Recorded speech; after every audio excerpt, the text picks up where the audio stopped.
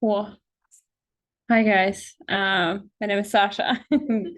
I'm glad it's a small crowd because I am really nervous. I was telling Joy that the last presentation I gave was my PhD dissertation, which has been a while. So today I'm just gonna be talking about everything I've done in the past, which felt like a lot when I was preparing this presentation.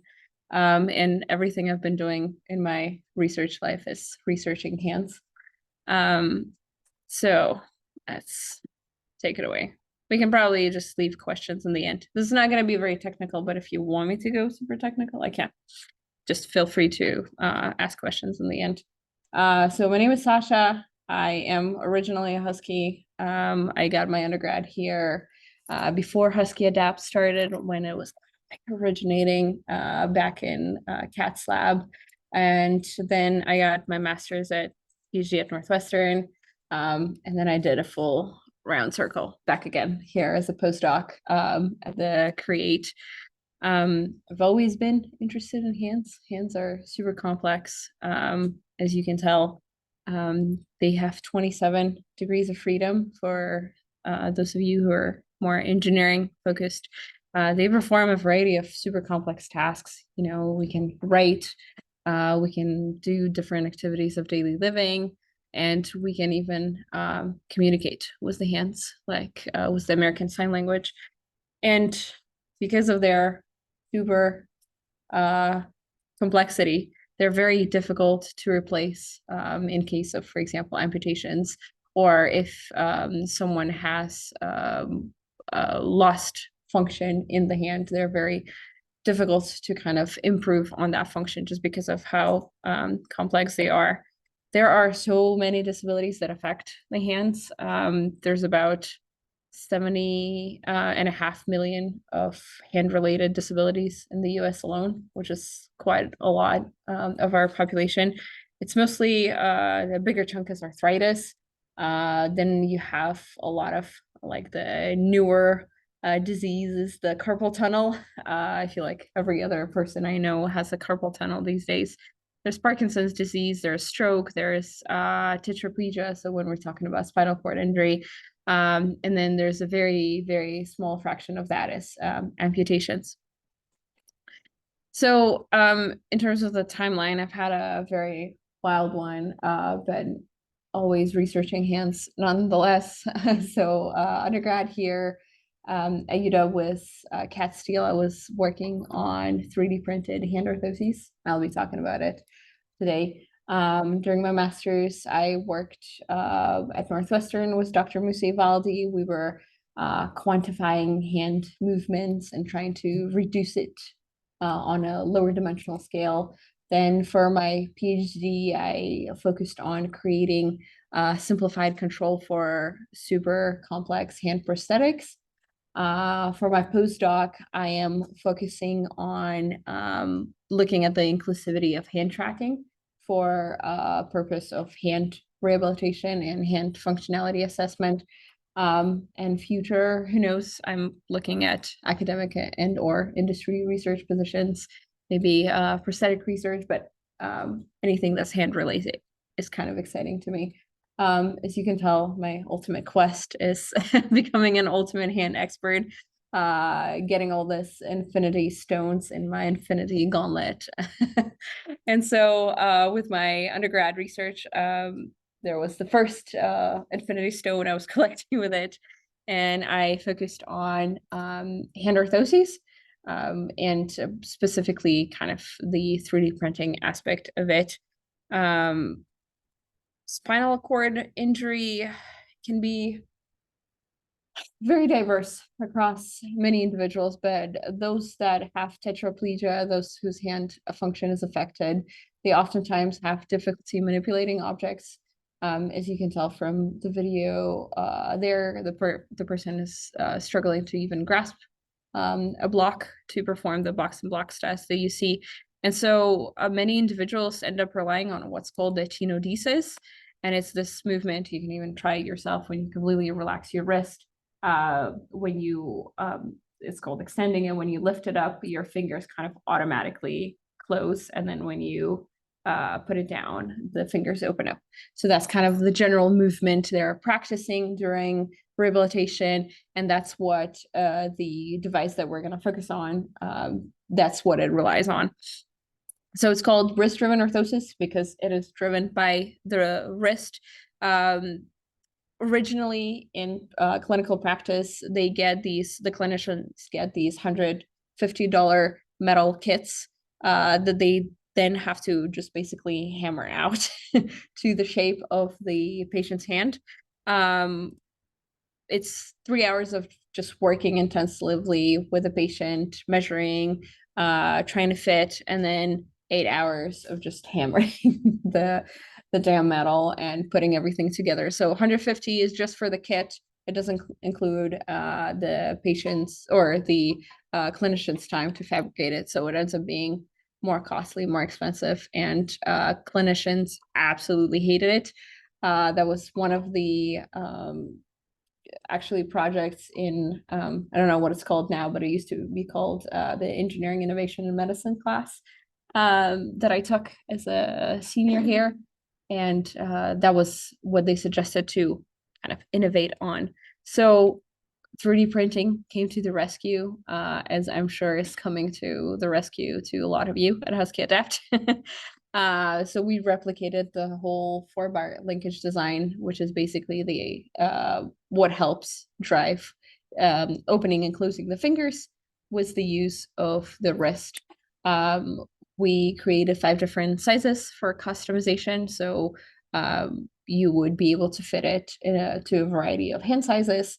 And this is how it looked like. We kind of put it all together. We 3D printed it. It was PLA. We put it all together. It was screws. And again, it relied on the good old concept of the wrist moving up and down, and basically the tenodesis, the wrist flexion and extension. And I'm sure that a lot of you know of enabling the future prosthetic hands. Basically exactly the same concept. Fingers open and close, just like that. Thanks to user-centered design approach that I'm sure a lot of you are focusing on at HuskyADAPT as well. The idea of having your end users, your clinicians, everyone affected by this device who are involved in this device, they are also involved in the design iteration. So we got to implement a lot of cool stuff. So for example, in the first, in figure A, we are opening up the aperture of the fingers by creating larger bars. We created in figure B, there's like a nicer resting bar for the hand. It kind of wraps around the person.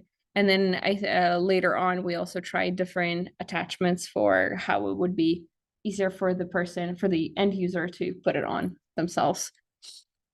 So we did some device assessment. Again, we did it with the clinicians. So that's the orthotists. We did it with the end users, with spinal cord injury folks. And the improvements we've seen is an improvement in fabrication time, so much faster hands-on assembly. So once you, of course, when you 3D print stuff, it can take a lot of hours, but you hopefully don't have to be present there as long as you can set everything up in your test bed really well. And then it's just about 1.5 hours of actual hands-on assembly versus the 8 hours of hammering metal. The cost in materials, it's only been $15. And again, because the assembly time is reduced, we're also reducing that time the clinician spends doing it. And then there's been clinician satisfactions that we heard from those participating in our studies. They talked about obviously the improved fabrication speed, the appeal for pediatrics populations because you can do cool colors, and potential increase in availability and accessibility of the device. I've had some of the participants that have never even heard of this wrist-driven orthosis before, although they've been with a spinal cord injury for 15, 20 plus years, but they've never even been prescribed one. However, obviously, there's a lot of concerns when we 3D print things. especially out of plastic. So durability is one of them. Reimbursement is kind of like a big painful topic when you talk about assistive technologies, because if insurances don't have reimbursement codes for them, it's very hard to convince people to obtain the device. And then aesthetics. It's again, it always depends on the population and on the end user themselves, but some have struggled with the look of the device in general. They would want to have something more, per se, natural looking. There's been a big importance of the open source idea. In this project, we uploaded everything open source. Up to date, there's been, I think, 9,500 views of the design. I promise it's not half of them mine. I don't have that much time to go on websites. And it's been downloaded 310 times. I have been reached out by a lot of people trying to iterate on them. I know one person is actually working on publishing something on the iteration of this. This has been like we published this, or we did this project back in 2017, I think, and people are still iterating on it, which I think is pretty cool. So moving on to and collecting the Infinity Stones, there's my master research project, and it is gonna be a bit technical, but feel free to ask me questions. Maybe we can, since I'm going pretty fast anyways, we can feel free to just raise your hand and ask me a question. But it's basically the idea of we're going to be focusing on reducing the dimensionality of complex hand movement. And that's where I am. I threw myself away from all of the 3D printing, assembling, CAD modeling into heavy core machine learning and programming to make myself a more well-rounded researcher, hopefully. So prosthetic hands, there are many on the market. The most popular one, you'd be surprised, is about body-powered hook. So most of the prosthetic hands out there are simple split hooks that are powered by the person moving their shoulder. So they're closing and opening the hook. It's easy to operate. People are talking about the idea that you do have some feedback. You can feel on the feel the tension on the cable, that when it's pulling, when it's closing. Then there are more complex hands that are myoelectric hands, but they just do kind of the whole open and close, just 1 degree of freedom. And then there are very fancy prosthetic hands out there that I assure you are not as cool as this video claims to be. Unfortunately, I think, when we talk about stuff that's presented in the media versus the actual world, there's a big gap in between there. We like to present really cool stuff that can be pre-programmed in the labs. But what makes it to the real world is not, unfortunately, as close as this.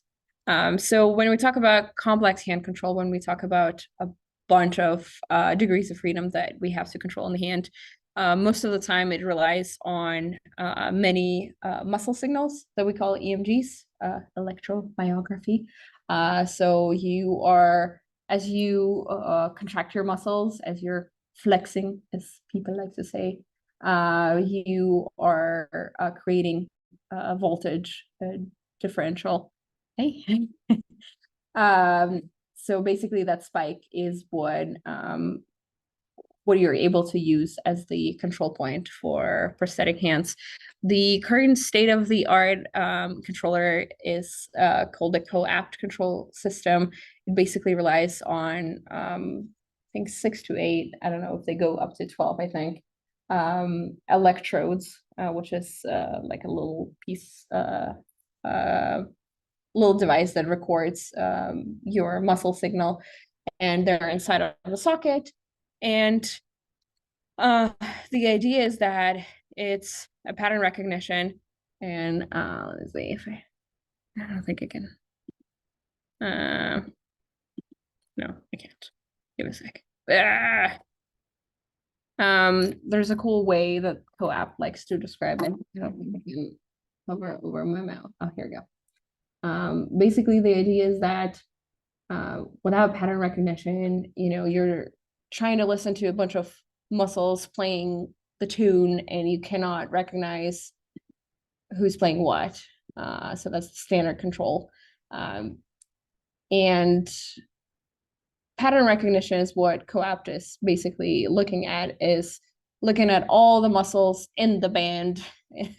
And the idea is that you are trying to understand the melody that they're playing. So whether they're playing, I don't know, hard rock, or they're playing classical music, and each of these muscle melodies creates a different pattern that you're then assigning to a specific hand gesture. The main problem with pattern rec is that, sorry, there you go, is that it's discrete in the nature. So it's the idea that you basically only have a limited number of points that are then associated with very specific hand grasps. So what you're doing when you're controlling such a hand with pattern recognition is that you're only, like, say, do a cylindrical grasp, open and close, do a, I don't know, peas gesture, and but you're not moving on this continuous plethora of all the possible gestures that the hand can do. And that's kind of what we were motivated when we were working on this project. However, when we're talking about a complex hand with a lot of degrees of freedom, in order to control that, what do? You need a bunch of buttons and levers to control every degree of freedom. So you would need a button for the first, the second, the third, and so forth, right? And imagine the mental burden on the user that is operating this machine. Well, in fact, you're operating it inside of a socket in some sort of way, but you just need to be pressing on all these levers to get your hand to move in the way that you would want. So when we operate the hand, we obviously don't think about it, right? Of all the buttons and pulling on all the levers. So how can we make it easier to control a large number of dimensions for the users? The answer came as the world of machine learning has started kind of improving and getting better. And the answer is dimensionality reduction. And a simple way to understand dimensionality reduction is basically think of how you would represent a 3D cube in 2D. And you obviously just kind of jam it in 2D. You look at the 2D projection of it. So what we ended up doing with this project is collected a bunch of hand kinematics, or joint angles, just people performing, just wearing this data glove. There's 20 signals in there, and they were asked to do ASL gestures, which are super diverse kinematically.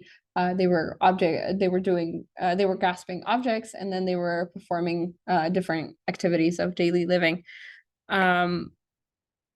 So then we threw in some dimensionality reduction at it. We tried different stuff. I'm not going to go deep into it, but basically the goal of any dimensionality reduction is you have a bunch of dimensions in the input. You're trying to compress it to, let's say, 2. So to something that's more manageable. So having 2 levers is better than having 12, right? Or 20. I could press 2 buttons at the same time in a way versus trying to get all of my 10 fingers on 20 buttons. So you're compressing that input into a smaller number of dimensions so that when you reconstruct back from that smaller dimensional space, when you reconstruct the output, the difference between your input and output is minimized. So you cannot even tell that you basically compress something. And that's basically what we're trying to do. We tried different methods. We found one that worked super well, as you can tell. So on the left, the original hand is just basically what the person was doing when we were recording their hand kinematics. And then on the right is one of our dimensional reduction technique that is reconstructing from a space that is only 2D. So all of these complex 20 dimensions were forced on a two-dimensional space and then reconstructed again. And as you can tell, it's doing pretty well reconstructing that. So now imagine you have all of these degrees of freedom in the prosthetic hand, but all you're doing is just turning two knobs, but you're operating on all of these 20 dimensions. So with that, I proceeded with my PhD research. Things got more complex. I don't really want to bore you with this, but again, the idea is you are moving on a 2D plane, right? So I am controlling this 2D, or I'm controlling the circle with just the movement of my mouse. And at the same time, my hand is creating all of these gestures.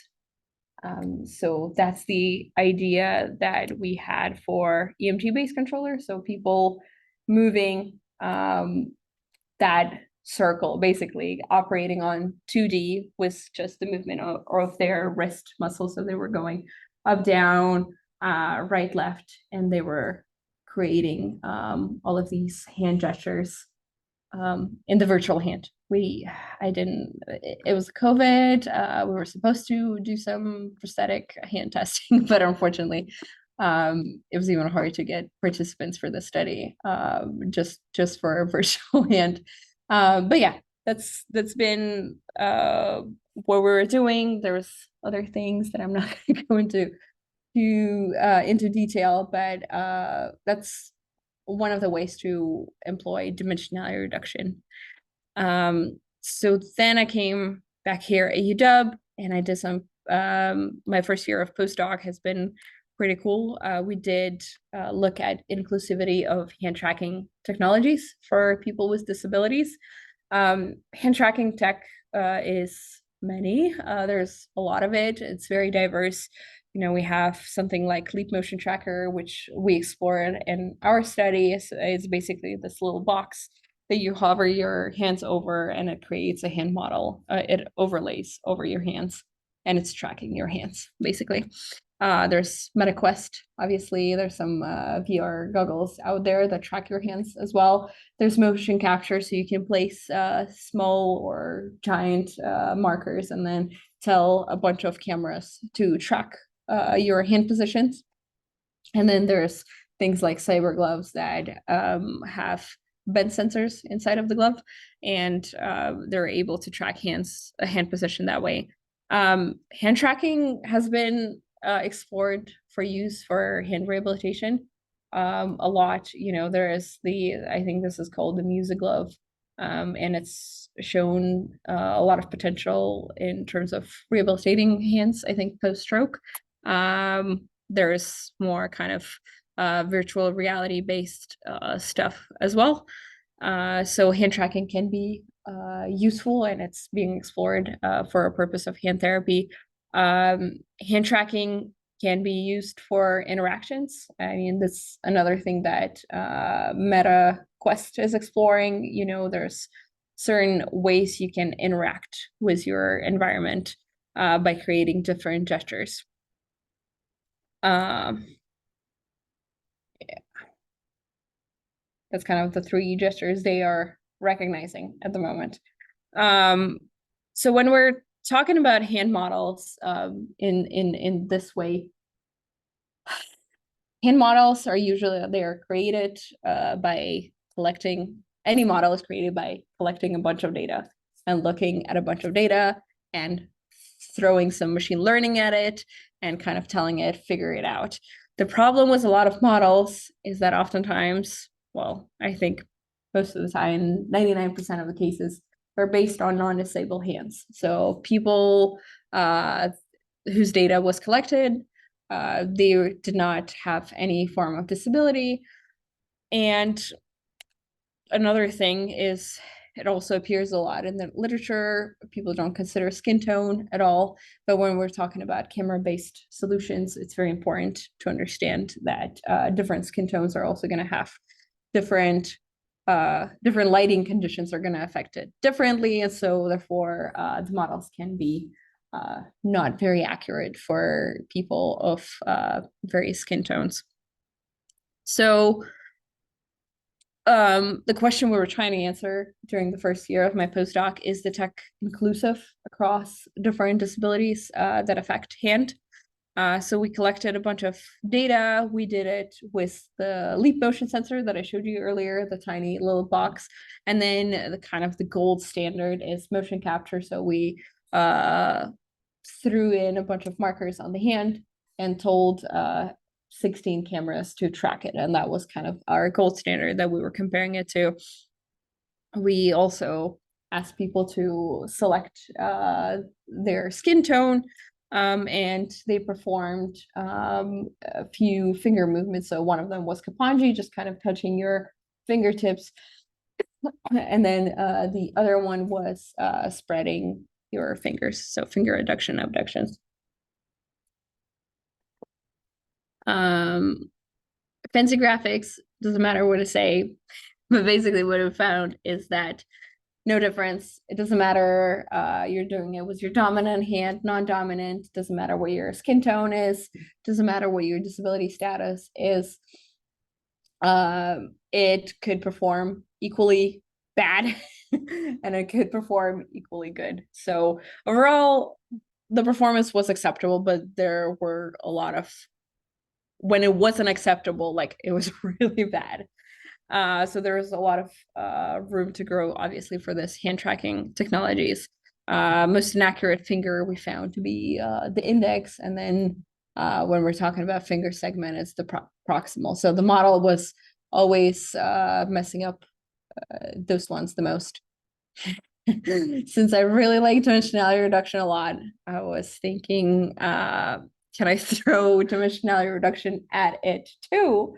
And I have to say that I'm happy that I keep on throwing dimensionality reduction everywhere because it keeps on growing my my research path keeps on going because we find really cool stuff. So basically the idea is when you try to compare things in higher dimension, so when we slapped a bunch of finger sensors, or when we slapped a bunch of sensors on the fingers, we ended up collecting 60 signals, which is a lot. So when you're comparing, so imagine you have 60 signals from LEAP, from the little box, and you have 60 signals from your golden standard. How do you even consider comparing it? Like, you either have to do a lot of averaging across everything, but then that's where you lose a lot of information. So I was like, let's look at lower dimension.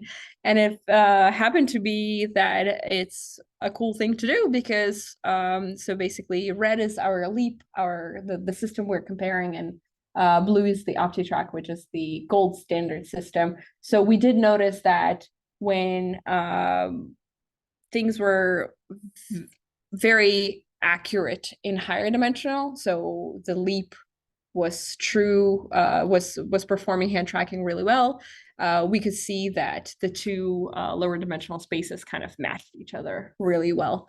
When they didn't. That was basically it. So that's kind of their correlation indexes. I wouldn't have to go into detail, but yeah, that's another way to compare very high dimensional data.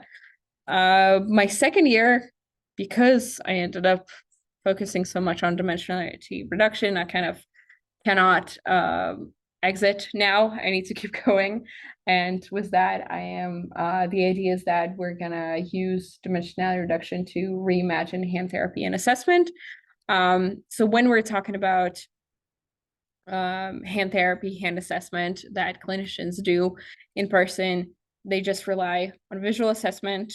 When they look at hand, they obviously have to track all of these dimensions at the same time, right? Hands are super complex, 27 degrees of freedom, and you have to keep on kind of in your head to keep track of how the person did in the beginning of the session, how the person is doing now. And it's a very subjective assessment, right? There's a lot of human error in that. So the clinician's needs are, they need some kind of an assessment tool that would be super objective, that would be very accurate, and that would be timely, that would be delivered in a timely manner. Patient obviously needs some kind of interactivity, because hand therapy or therapy in general can be very cumbersome, boring, exhausting, all of it. They want to be comfortable doing it, and they want to have a feedback about how they're doing. And that's a big one. And there's been a bunch of studies on what's called biofeedback. Specifically, right now, they look at EMG biofeedback. So for example, you're performing some kind of a therapy where you need to flex your muscle super hard, but now you are able to actually see how you're flexing that muscle. You're seeing kind of that spike, and that has actually proven to really improve therapy outcomes. So the idea, again, we're doing the dimensionality reduction. We're having them do, for example, trial 1, and then that's the reduced dimensional space. Then there's trial 2, then there's trial 3, and they keep on doing it. And the idea is that with dimensionality reduction, we'll be able to see if they improved over time, where they improved. So kind of the comparing within the patient's session. Then the idea is that we can also look at comparing across patients. So for example, you would need to identify early condition onset. Someone's coming in to you and saying, doc, I'm having trouble with this and that.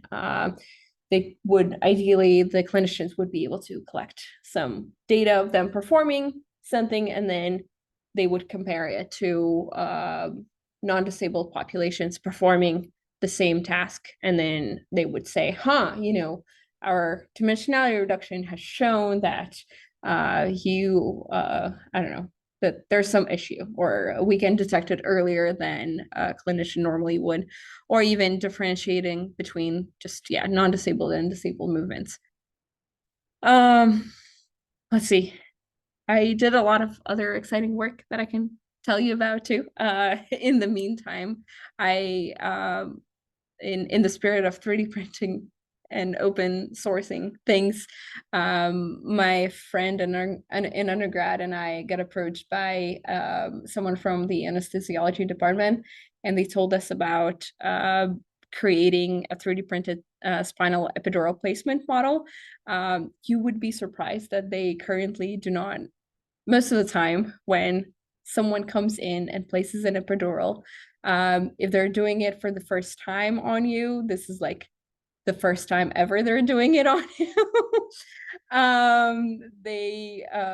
We've been told that they practice on oranges because that creates the feel of like when they puncture the right space. So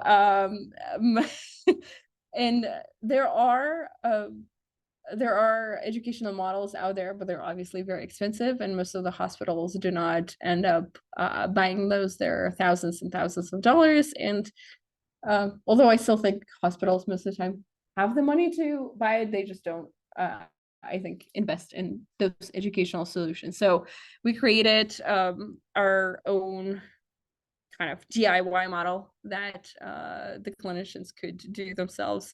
It closely replicates the sensations experienced during actual placement. This is thoracic, so this is not the lumbar that's during when you're delivering a baby, but this is for other surgeries too that are also obviously they can be very complicated. So open source. I think at the time when we published the paper in 2020, we had over 1,500 downloads on this, and a lot of people reached out. A lot of clinical practice or the anesthesiology departments across the states really liked it. It's it's pretty cool. I like it. It was a lot of fun. The stuff around it to kind of recreate the soft tissue is ballistic gel that the person is recreating, and I believe it's biodegradable, um, and you can obviously when it's been punctured too many times, you can just recreate it.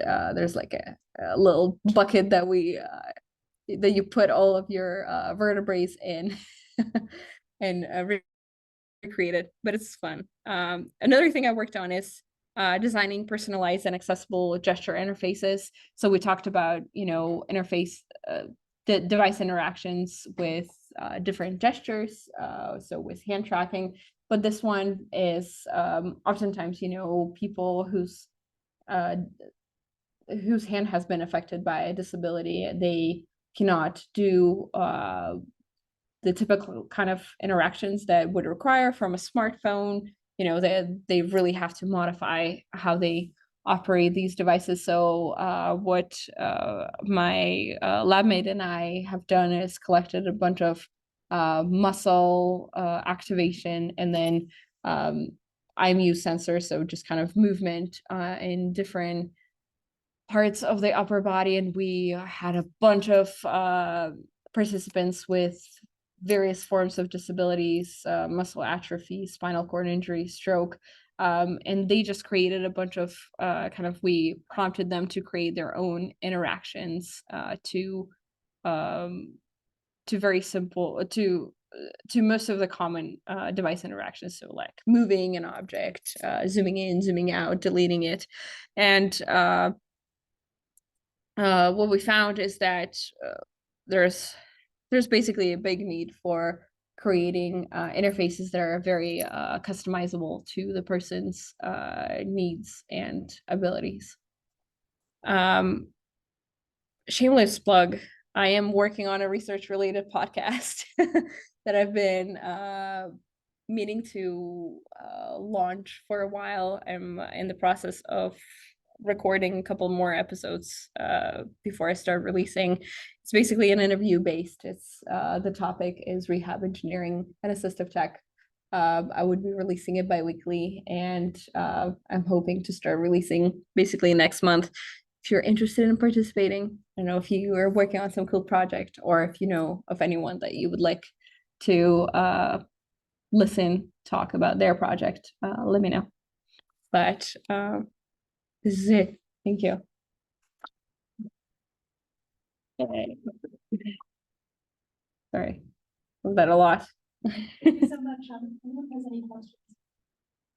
Yeah. Could you just give a brief recap or definition of what dimensionality reduction is? Yeah. It's method of, so you have a lot of like for example with hand, right? We recorded a bunch of signals from the hand, you performing, I don't know, you grasping a bottle and then opening the cap, and there is 20 signals that we recorded. What dimensionality reduction is trying to do is compress all of these 20 signals into just two, where so the 2D signals that you're seeing, they're representative of the whole 20 signals. Does that make sense? Yeah. Without going into detail, like mathematical detail, but there's a lot of ways of doing dimensionality reduction. But basically, you're just trying to compress all of this high dimensional information in as few dimensions as you'd like. Yeah. without compromising the quality.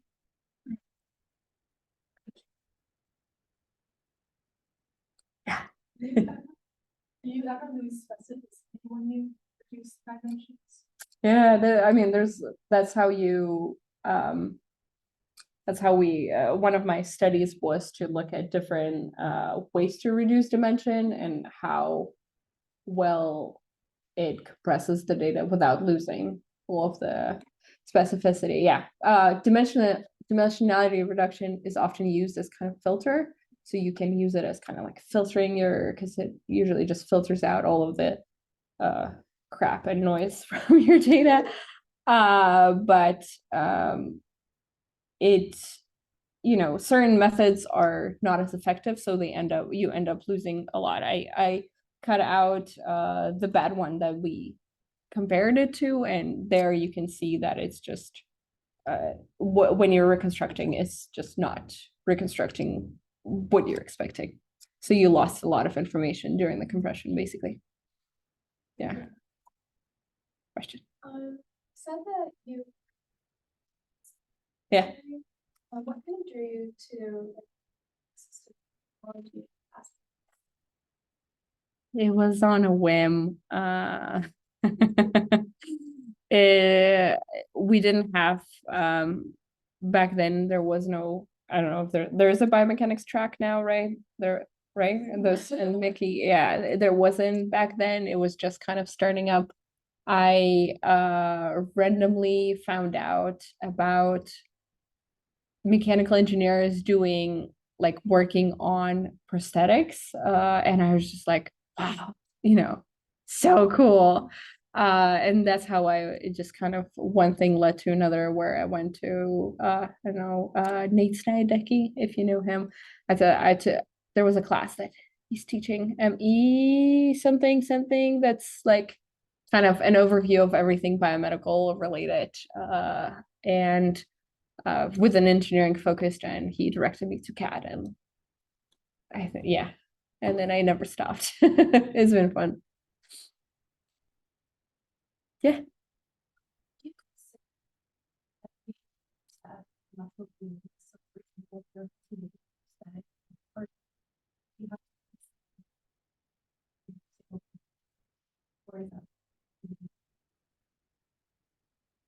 Good question. I think it's always should be, in the world we're living in, it should be a balance between customization and then kind of the one size fits all. Because when you make it too customized, then there are infinite number of possibilities you can create, which is not very feasible for the market.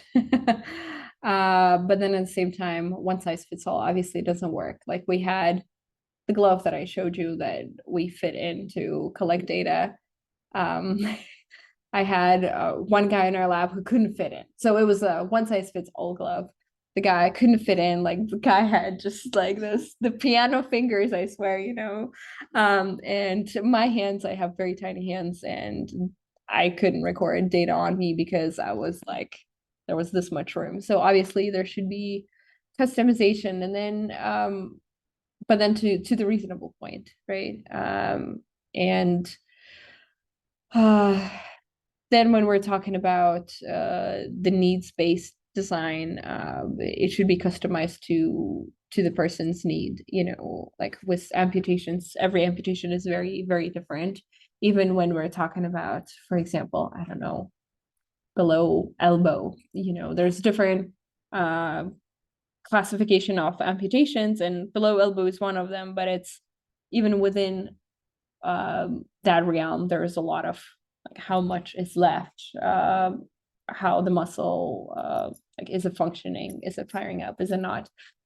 So when we're talking about creating those myoelectric prosthetic hands, that gets very crazy too.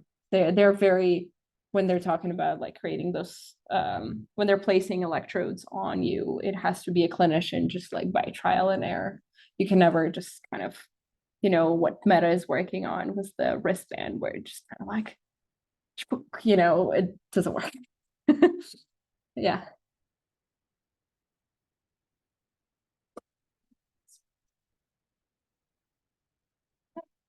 Go for it.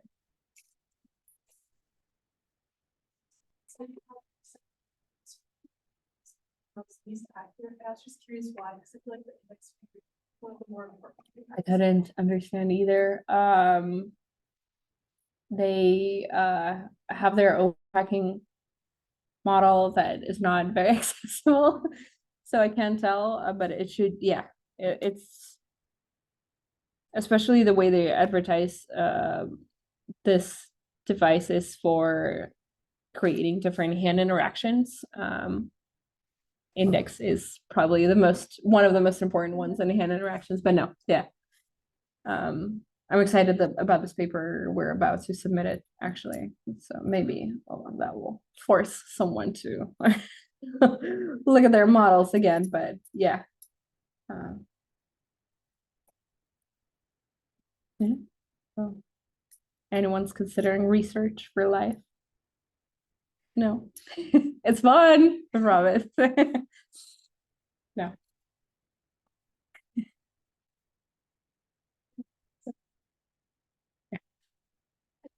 For one last round of homework. Okay.